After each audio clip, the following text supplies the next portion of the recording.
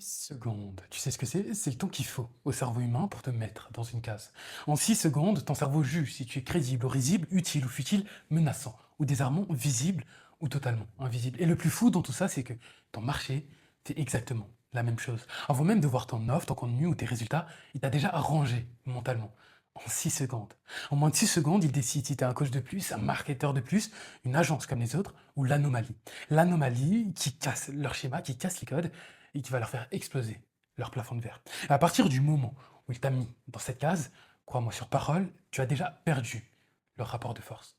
Maintenant, imagine. Imagine un marché qui ne te voit plus comme un marketeur de plus, comme un coach consultant ou directeur d'agence de plus, mais comme la référence naturelle. Quelqu'un qu'on consulte, qu'on écoute, qu'on cite, un créateur de catégorie, un point d'ancrage. Imagine. Imagine que dès les premières 6 secondes, ton positionnement lui saute au visage. Et qu'avant même d'écouter ton pitch, ton prospect est déjà convaincu. Qu'avant même d'écouter ton pitch, ton prospect est déjà prêt à sortir sa carte bleue, et ce, peu importe le montant. Qu'avant même d'écouter ton pitch ou même de venir en appel de vente avec toi, ton prospect est tellement convaincu qu'il devient un ambassadeur naturel, qui parle de toi à ses proches, sa famille, ses potes dans le business. Et que ceux-là viennent aussi en appel de vente avec toi. Juste imagine. Et ben, je te garantis que c'est possible. C'est ce qui arrive quand tu fais un reset total de la perception, quand tu imposes tes propres critères, quand tu ne vends plus, mais que c'est ton marché qui s'aligne sur toi. Et à ton avis, combien d'argent? Combien d'argent est-ce que ça peut te rapporter d'arriver à ancrer cette perception dans l'esprit de ton prospect? Combien d'argent est-ce que ça peut te rapporter d'arriver à faire en sorte à ce que ton prospect sorte sa carte bleue avant même que tu aies plus le temps de faire quoi que ce soit, même de lui présenter ton offre? Combien d'argent est-ce que ça peut te rapporter de faire en sorte à ce que ton prospect soit tellement investi dans ton offre, dans ta cause, qu'il est prêt à te payer le montant que tu souhaites pour travailler avec toi? Combien d'argent est-ce que ça peut te rapporter de te positionner en tant que le meilleur de ton marché dans la tête de ton prospect? Combien d'argent?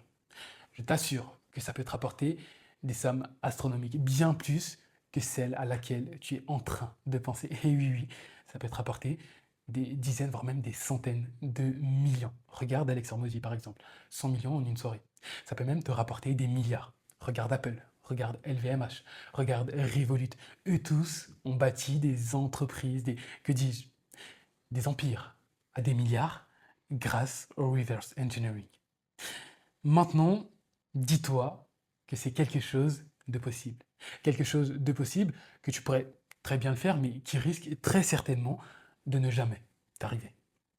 Et crois-moi, si Apple, Revolut, Amazon, LVMH, Elon Musk, bref, tous les plus grands entrepreneurs, que ce soit dans le physique ou dans l'en ligne, donc Russell Brunson, Alex Hormozy, Gary Vee, eux tous ont réussi à dominer leur marché, ce n'est pas parce qu'ils avaient une meilleure offre, non, c'est parce qu'ils ont imposé un nouveau cadre d'évaluation. Ils ont remplacé les critères existants, forcé le marché à jouer selon leurs règles, et fait du perception engineering avant même que ce terme existe. Et dis-toi que si toi tu continues à subir, si toi tu continues à rester dans la même position que tu es maintenant, tu peux produire des résultats incroyables. Non seulement ça, mais en plus tu peux avoir une offre solide et publier du contenu de qualité.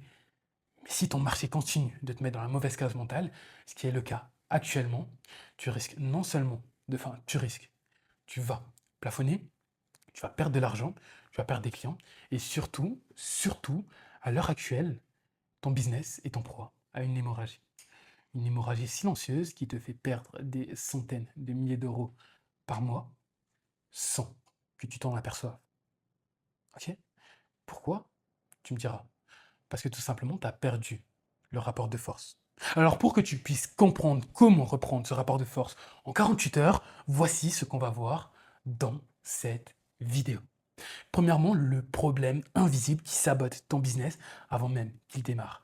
Le problème invisible auquel fait face, de mon expérience, 84 à 94% des coachs consultants, directeurs d'agence, le problème invisible qui à l'heure actuelle vous plombe une grosse partie de votre chiffre d'affaires sans même que vous ne vous en rendez compte. Je parle bien de ce problème invisible. Mais ne bouge pas, nous en parlerons dans un instant.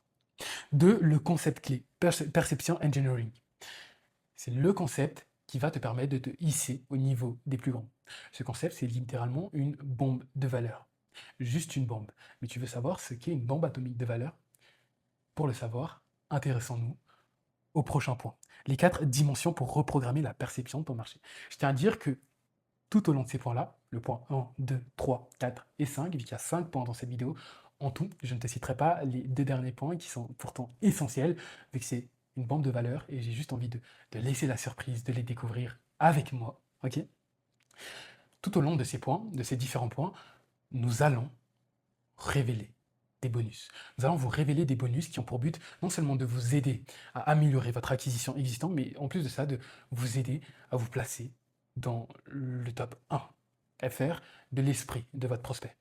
Lorsqu'il va penser à votre domaine, il pensera à vous. Comment? Grâce au secret que je vais vous révéler. Donc si tu es prêt à arrêter de subir la perception de ton marché et à commencer à la designer, je pense qu'on peut dire qu'on peut démarrer.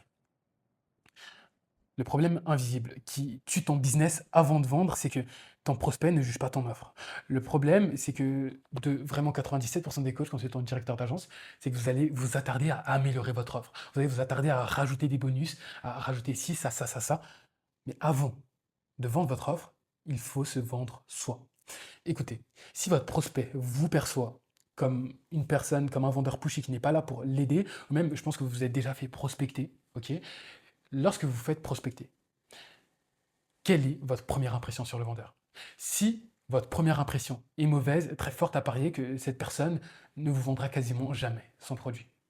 Maintenant, si cette première impression est bonne, et ce, même si vous ne savez pas son offre, il ne vous vendra jamais son produit. Pourquoi? Parce qu'il vous a mis dans la mauvaise case. Mais si cette impression est bonne, très forte, s'il a fait bonne impression, il a fait quelque chose qui sort du lot, qui casse les codes, très forte à parier, et cette personne finira par vous vendre son produit. Et ça, c'est le problème de 97% des coachs, consultants, directeurs d'agence. Ils vont s'attarder à améliorer leur offre au lieu d'améliorer ce qui compte vraiment. Ils jugent la case mentale dans laquelle tu as rangé avant même d'ouvrir ta page de vente. Si dans sa tête, tu es encore en tant que coach business, en marketeur ou même copywriter, tu as déjà perdu. Pas parce que ton offre est mauvaise, mais parce que tu communiques depuis un cadre de référence qui n'est pas le tien. Tu joues selon les règles d'un jeu que tu n'as pas choisi. Et à chaque fois que tu joues selon les règles d'un jeu que tu n'as pas choisi, tu perds. Petite référence à Snowfall pour les connaisseurs. À chaque fois que tu joues sur son terrain, tu perds. Tu perds et c'est ton business, ton chiffre d'affaires qui en paye les pots cassés. La bonne nouvelle maintenant, c'est que cette grille n'est pas gravée dans le marbre. Cette grille n'est pas immuable. Cette grille, tu peux la remplacer. Et on a des exemples tout au long de l'histoire de personnes, d'entreprises qui ont réussi à remplacer cette grille. Et toutes ces entreprises qui ont réussi à remplacer cette grille sont devenues des figures cultes de leur marché. Des figures cultes au détriment des anciennes figures de référence de leur marché. On va prendre l'exemple par exemple d'Apple. Apple, avant l'iPhone, un téléphone était évalué selon le nombre de touches physiques, l'autonomie, la qualité de l'antenne et la résistance. Quand Apple est arrivé, il a décidé de changer le tout. Non seulement le tout, mais du tout au tout. Il est arrivé, il a imposé ses critères. Un design épuré, une interface tactile, une expérience utilisateur fluide et surtout un écosystème intégré. Ils n'ont pas amélioré les anciens critères, ils les ont rendus obsolètes. Comment, me diras-tu? Grâce à une phrase. Une phrase qui est d'ailleurs le secret numéro 1 de cette vidéo. La culture du détail. C'est parce que Apple ont fait du détail leur culture qu'ils ont réussi à casser les codes et à devenir l'empire qu'ils sont aujourd'hui. Par là, je vais t'apprendre que la culture d'entreprise aura un impact significatif sur le futur de ton entreprise, sur le fait de si oui ou non tu vas réussir à casser les codes, sur le fait de si oui ou non tu vas réussir à t'imposer en tant que leader de ton marché. En ayant une culture d'entreprise non seulement d'excellence, mais ensuite qui casse les codes du marché que tu as actuellement, tu réussiras, que tu le veuilles ou non, à casser les codes et à t'imposer en tant que figure de référence. Pourquoi? Parce que c'est reflété dans ta culture d'entreprise. Et ta culture d'entreprise, elle va se voir à travers chacune de tes actions, chacune de tes stratégies et chacune de tes décisions. Résultat, Nokia et BlackBerry, qui étaient les leaders absolus à l'époque, ont disparu. Non pas en 10 ans, non pas en 20 ans, non pas en une décennie, mais en quelques années. L'exemple numéro 2, qui est beaucoup plus récent, c'est Revolut. Revolut est sur le marché bancaire. Le marché bancaire qui est l'un des marchés les plus difficiles. Pourquoi? Parce que le marché bancaire est un marché de requins. Un marché de requins où les poissons n'ont pas leur place. Où à chaque fois qu'on voit un poisson briller d'un peu trop près, les requins n'hésitent pas à le manger. Ou même à le racheter pour le détruire de l'intérieur.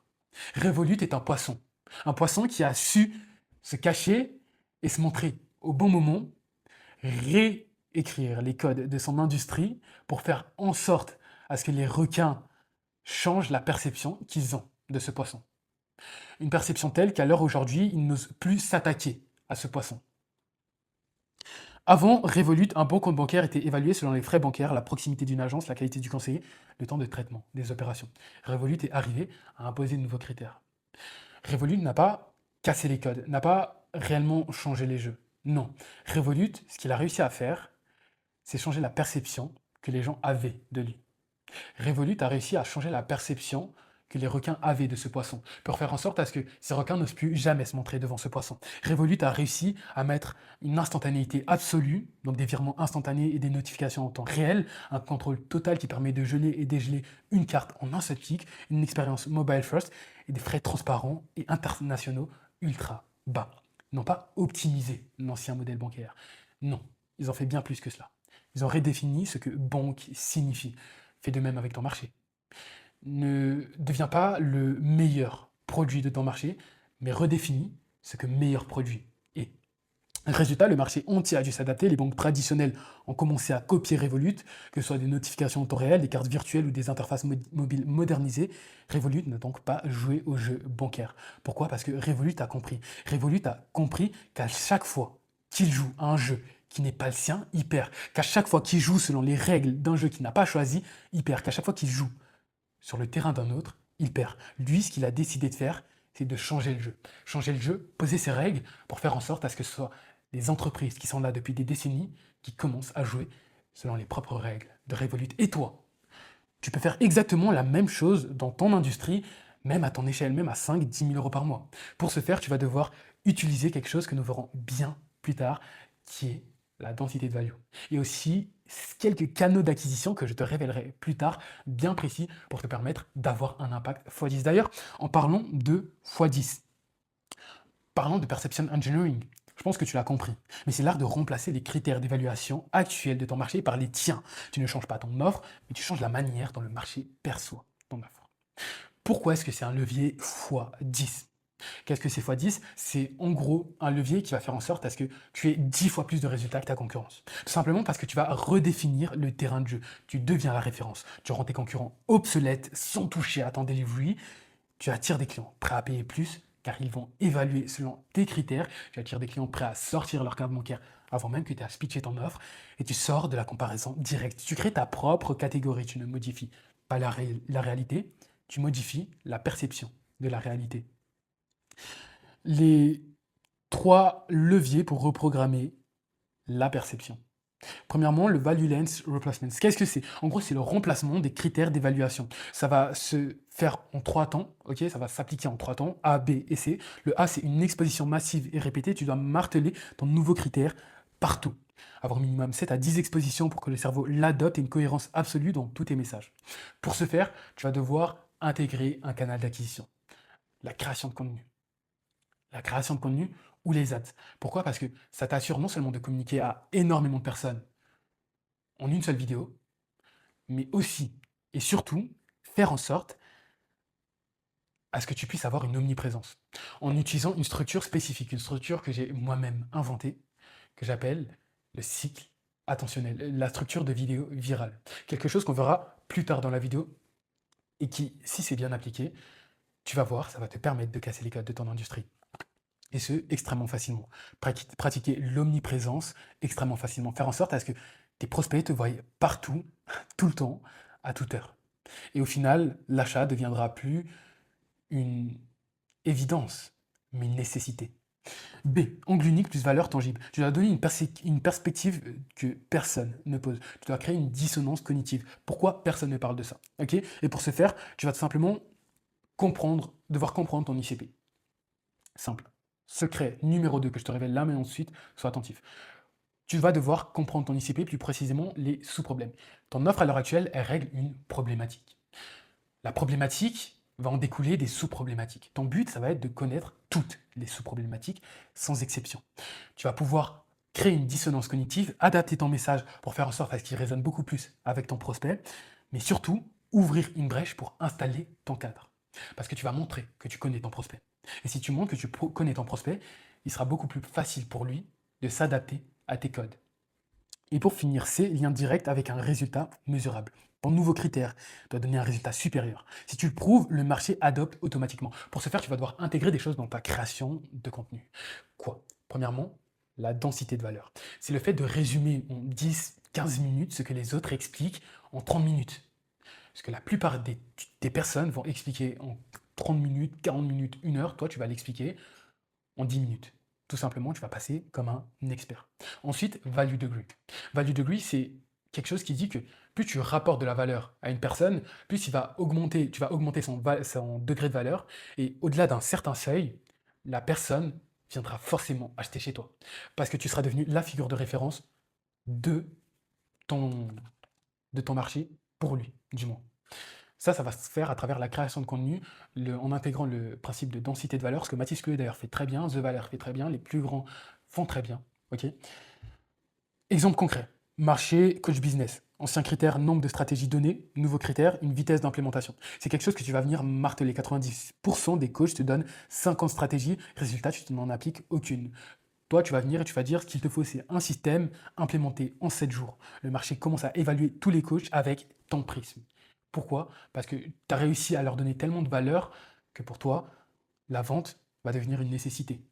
Tu as réussi à leur donner tellement de valeur, être tellement crédible dans ce que tu dis, que pour eux, ce que tu dis, c'est le fondement, ça devient le fondement même de leurs critères d'évaluation. Voici du coup des petites templates à remplir, ok? Donc, tu vas noter les anciens critères du marché, ton nouveau critère et ta phrase signature. Super important. Je t'ai mis un petit exemple juste en dessous. Ancien critère du marché, nombre d'heures de formation, par exemple. Nouveau critère, temps jusqu'au premier client payant et la phrase signature. Pendant que les autres te vendent 100 heures de formation, moi, je te garantis ton premier client en 14 jours maximum. Context framing. Principe. Créer un avant-après mental chez le prospect en quelques minutes. Pourquoi ça marche? Parce que le cerveau décide par contraste, pas par valeur absolue. Secret numéro 3. Ok. Ça vient juste après le comment l'appliquer. Donc reste bien attentif jusqu'au bout. Prise de conscience émotionnelle. Révèle une vérité qu'il sait inconsciemment. Tu lui mets une claque cognitive contrôlée. Ton but, ok, à travers ta création de contenu, c'est de faire en sorte à ce que toutes tes vidéos finalisent la vente. Mais tes vidéos individuellement n'ont pas pour but de vendre. C'est-à-dire que tu ne vas pas splitter ton offre dans chacune de tes vidéos. Dans tes vidéos, ce que tu vas faire, c'est révéler des vérités inconscientes qui vont savoir inconscientes, ok, qui vont savoir inconsciemment, pardon. Faire en sorte d'augmenter leur niveau d'awareness, que ce soit à ta méthode ou même à leurs problèmes, rendre la douleur beaucoup plus urgente et après les ventes. C'est comme ça que tu vas pouvoir leur mettre une claque cognitive, ok? À travers des vidéos, une structure de création de contenu dans ce style-là. D'ailleurs, petit bonus en plus du bonus, c'est que ton but dans le business, c'est de construire des assets qui vont finir par travailler pour toi. Ça va se formuler sous plusieurs formats. Premièrement, on aura les vidéos, la création de contenu. En organique, bien évidemment. La création de contenu en organique, surtout les vidéos YouTube, ça va te permettre de faire en sorte à ce que ça aura un impact sur du très long terme, ok? Et t'amener des clients en continu. Deuxièmement, la satisfaction client. Avoir une haute satisfaction client va te permettre de créer des clients qui vont devenir littéralement des fans de ta méthode ainsi que de toi et qui vont te recommander tout autour d'eux. Et eux, ils vont te faire venir du trafic sans même que tu aies besoin de leur demander. Ils le feront tout simplement naturellement. Ok? Ça, c'est les deux assets principaux que tu dois avoir si tu as vraiment envie de faire en sorte à ce que tu aies une croissance rentable et durable sur du long terme. Il y en a d'autres, comme investir sur tes clients qui ont eu le plus de résultats, qui ont tout simplement eu le plus de potentiel. Ok. Si tu vois qu'un tes clients a eu énormément de potentiel, ce que tu vas faire, c'est que tu vas acheter des parts de son entreprise, premier choix. Et deuxième choix, ce que tu peux aussi faire, c'est t'associer avec lui sur une entreprise pour le permettre tout simplement de co-créer une entreprise ensemble et démultiplier les résultats, tout simplement. Ça, c'est les trois manières de créer des assets, des petits tips que je te donne. B, rupture claire avant-après. Pourquoi l'ancien monde ne fonctionne plus et pourquoi le nouveau monde donne de meilleurs résultats? C'est concrètement ce que tu dois faire. En gros, pour ce faire, tu vas prendre 3 croyances limitantes et 3 nouvelles vérités. Ok, bien évidemment, une croyance limitante, une nouvelle vérité. Par exemple, avant, je dois créer du contenu tous les jours. Maintenant, je crée un système qui génère du contenu. Et c'est exactement ce que je fais avec la méthode de vidéo virale dont j'ai pu te parler plus tôt. On va le voir juste après. Ensuite, plus j'ai de followers, plus je vends. 10 vrais prospects est égal à, enfin, surpasse, pardon, 10 000 followers passifs. Je dois être sur toutes les plateformes. Non, je maîtrise un seul canal à fond. Après, je m'exporte. Micro-win immédiat. Donne quelque chose d'actionnable, un exercice, une checklist, un template. D'ailleurs, en parlant de template, juste en dessous, il y a des templates, ne vous inquiétez pas. En 5 minutes, il y a même un exercice pour vous permettre d'appliquer ça dès la fin. Tu fais vivre le nouveau cadre, le cerveau se dit ça marche, c'est vrai, j'adopte. Petit bonus numéro 4, ce qu'il faut que tu fasses à chaque fin de vidéo, chaque fin de contact que tu vas avoir avec ton prospect, c'est lui rappeler. Lui rappeler la progression qu'il a fait rien qu'en t'écoutant, qu'en passant du temps avec toi. Ça va lui procurer d'autant plus de dopamine, il va prendre conscience de la progression qu'il a fait et de ce que tu as à lui apporter. Et fort à parier qu'il va devenir accro à ton service, à la value que tu vas lui donner et commencer à te suivre aveuglément et surtout acheter chez toi. Ok. Voici le framework complet du contexte priming. Voici la structure d'un post vidéo. Ce qu'il faut savoir, c'est que dans une vidéo, la plupart des personnes vont les voir comme une ligne linéaire. C'est faux, c'est pas comme ça. Ça, c'est le bonus numéro 5. Reste bien attentif. Le secret caché numéro 5. Euh, c'est pas une ligne linéaire. Une vidéo, c'est une succession de ce qu'on va appeler des cycles attentionnels. Qu'est-ce que c'est qu'un cycle attentionnel? Un cycle attentionnel, c'est un cycle d'attention, tout simplement. Au départ, une vidéo doit commencer à susciter ton attention. Donc l'attention doit capter ton attention. Donc l'attention va commencer à monter. Puis au bout d'un moment, tu vas te lasser. En général, c'est entre 2 à 5 minutes. Et quand tu te lasses, l'attention va commencer à descendre. Ok. Et c'est là que la plupart des gens, que 96% des coachs, consultants, directeurs d'agence vont perdre leur audience, vont perdre des milliers, des centaines de milliers d'euros. Parce qu'ils n'ont pas intégré ça. Le rehook. Qu'est-ce que c'est qu'un rehook? C'est, comme son nom l'indique, un hook que tu vas placer pour recapter l'attention de ton prospect, le rendre beaucoup plus sensible à tes CTA futurs pour que ça ait beaucoup plus d'impact et te permettre de commencer à générer beaucoup plus d'argent sur tes vidéos que ce que tu pouvais faire jusqu'à présent. C'est ça, un rehook. Ensuite, un cycle attentionnel, du coup, pour une vidéo dure entre 2 à 5 minutes, comme j'ai pu te le dire. Chaque cycle attentionnel doit avoir une émotion que tu vas transmettre j'allais dire ton utilisateur, mais ton viewer, ton spectateur, ton prospect. Ok. Pour le rendre captivé. Premièrement. Deuxièmement, il doit créer une attente. Une attente, pourquoi? En fait, qu'est-ce que c'est qu'une attente déjà? C'est simplement quelque chose que tu vas teaser, ok, qui a pour but de retenir ton prospect. Et bah, c'est ça l'attente. Par exemple, si je te dis que je vais te donner 10 000 euros à la fin de cette vidéo, là, je te crée une attente. L'attente de j'ai envie de recevoir 10 000 euros. Ok. Donc l'attente naît d'un besoin, comme tu as pu le constater. Je te donne 10 000 euros, ça va combler ton besoin d'argent potentiellement. Donc voilà, ok. Crée une attente. Cycle attentionnel. Ouais, tu as un cycle attentionnel, tu dois avoir une attente et une émotion principale désignée dans ce cycle attentionnel. Tu verras que tes vidéos commenceront à beaucoup plus performer. Bon, passons à la suite, ok. Je vais pas plus m'attarder sur le sujet. Catégorie Shift. Ton but, c'est de créer ta propre catégorie, de ne plus optimiser ta position dans une catégorie existante, mais de créer la tienne. Donc, comment est-ce que tu peux faire ça? Ça va se passer encore une fois en 3 temps. Ok. D'ailleurs, j'ai oublié de te dire, mais les cycles attentionnels, étant donné que tu vas placer des rehooks dans tes vidéos, ça va aussi te permettre de pouvoir mieux couper, mieux découper tes vidéos pour en faire des réels, shorts ou autres, et les publier tout simplement sur toutes les plateformes, inonder toutes les plateformes et être omniprésent dans l'esprit de ton prospect. Donc, comment l'appliquer? Identifie ton vrai point de différenciation, comme par exemple Mathis Clouet. Cette fois-ci, on va prendre l'exemple de Mathis Clouet. Mathis Clouet et The Ecosystem. Ok. Mathis Clouet a réussi à identifier son vrai point de différenciation. Ça va être son angle de résolution du problème, mais aussi son angle de communication. Ok. Donc, le fait de faire de ton entreprise un écosystème qui fonctionne quasiment sans toi. Question à te poser. Quelle vérité je vois que personne d'autre ne voit, quelle approche j'utilise qui est radicalement différent, et si je devais créer une nouvelle catégorie, ce serait quoi? D'ailleurs, petit aparté, juste à la fin, je te donne 2 canaux d'acquisition si tu as vraiment envie d'exploser, donc reste bien jusqu'à la fin. B, donne-lui un nom, une expression, un terme, une signature intellectuelle qui est simple et facile à retenir. Par exemple, avec Alex Hormozy, c'est 100 million offers, avec Russell Brunson, c'est funnel hacking, avec Naval, c'est leverage, avec Mathis Clouet, c'est the ecosystem, etc., etc. Toi, c'est quoi ton concept unique? Ensuite, ce que tu vas faire, c'est le marteler partout. Bio, contenu, offre, témoignage. Ok.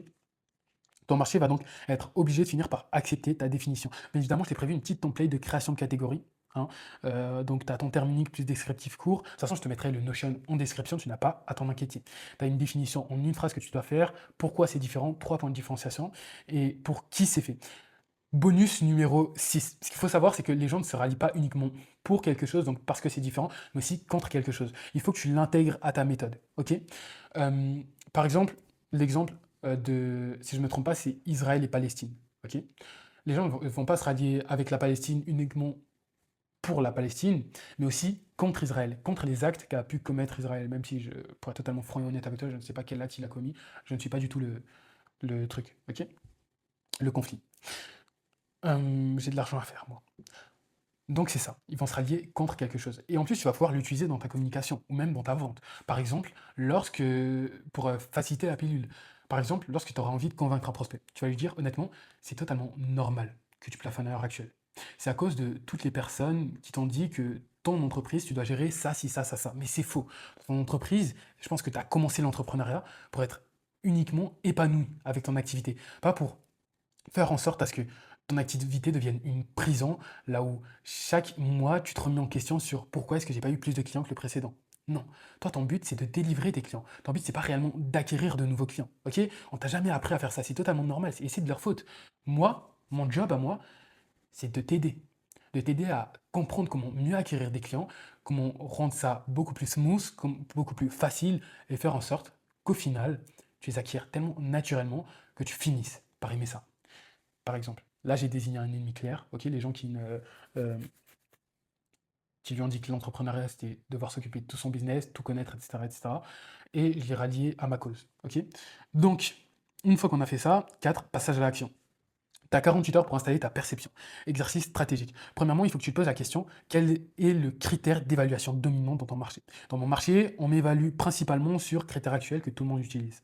Par quel critère vas-tu le remplacer? Je veux qu'on m'évalue désormais sur, et là tu dis ton nouveau critère unique. Le plan d'action en 48 heures, crée maintenant 2 postes, ok, sur le début de méthode que j'ai pu te citer, ok, donc le système de vidéo virale, et dis-toi que là je t'ai cité vraiment 10% du système. Le système en entier, ça me prendrait pas une heure à te le citer quand même pas, mais vraiment 30-40 minutes, tellement il est complet, il est juste incroyable et je pèse mes mots. Genre vraiment, c'est une bombe de valeur, une bombe atomique telle que si je le lâchais sur l'entrepreneuriat français comme ça, totalement gratuitement, je pense que vous ne vous rendrez pas compte des effets que ça pourrait avoir. Poste 2, introduire ton critère. Ok, donc poste 1, il sert à détruire le critère actuel. Le poste 2, à introduire ton critère. Donc je te laisse mettre pause, ou même le Notion, il est disponible dans la description. Ensuite, vidéo 1 à 2 minutes. Ok, tu vas cartographier l'avant et l'après. Tu vas faire une story, un carrousel. Et il y a une durée de 7 jours pour la répétition qui va créer la légitimité. Jour 1, tu vas faire post 1 pour détruire le critère. Jour 2, une micro-win. Jour 3, introduire un nouveau critère. Jour 4, une vidéo avant-après. Jour 5, un carrousel. Framework complet. Jour 6, un post 3, 4 clients avec un nouveau critère. Et jour 7, une story, récap, plus etc. Pourquoi est-ce que ça fonctionne? Simplement parce que, premièrement, on va utiliser des biais cognitifs. Le biais tel que le biais d'ancrage, la première information reçue sert de référence pour toutes les suivantes. L'effet de simple exposition, plus on voit quelque chose, plus on a tendance à l'accepter comme vrai. 3, dissonance cognitive, quand deux croyances entrent en conflit, le cerveau cherche à résoudre la tension. Et pour finir, l'effet de contraste. On évalue par comparaison, pas en valeur absolue. Le cycle d'adoption, donc exposition 1 à 3, curiosité, intéressant, c'est nouveau. Exposition 4 à 7, compréhension, ah ok, je comprends la logique. Exposition 8 à 10, adoption, c'est vrai que ça fait sens. Et exposition 10 plus, c'est l'évangélisation carrément. Je dois partager ça aux autres. Donc ton prospect vend pour toi à ta place. Ton prospect va être prêt à sortir sa carte bleue avant même de connaître tous les détails de ton offre. Comme tu peux le voir, je ne t'ai pas menti. Conclusion, le vrai pouvoir. La plupart vont optimiser leur offre pour correspondre aux critères du marché. Mais les meilleurs, eux, ils s'en foutent de ça, ils s'en foutent des critères. Pourquoi? Parce que les critères, c'est eux qui les définissent. Souviens-toi l'histoire que j'ai pu te raconter du requin et du poisson.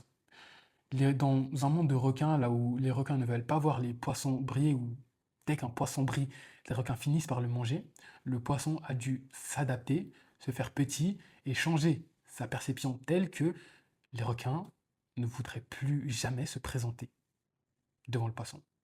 Et souviens-toi aussi d'une chose, à chaque fois que tu joues à leur jeu, tu perds.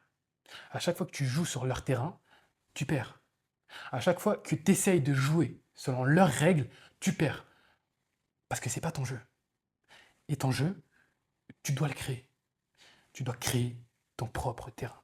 La question n'est donc plus comment être meilleur, mais comment redéfinir ce que meilleur signifie.